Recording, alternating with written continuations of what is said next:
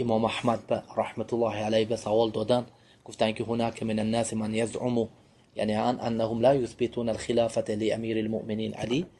كذبوا، گفت كذبوا والله. ها الصحابه اجمعوا على انهم كانوا يخاطبونه بامير المؤمنين.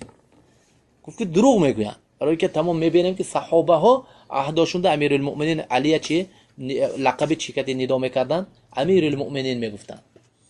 یعنی برآمد که چی شده؟ یعنی علی هم رضی الله تعالی عنه خلفای راشدین به میداد. یعنی خلفا 4 نفرن: ابو بکر و عمر، علی، عثمان و علی رضی الله تعالی و ارضاهم. احمد، امام احمد ابن حنبل رحمت الله علیه.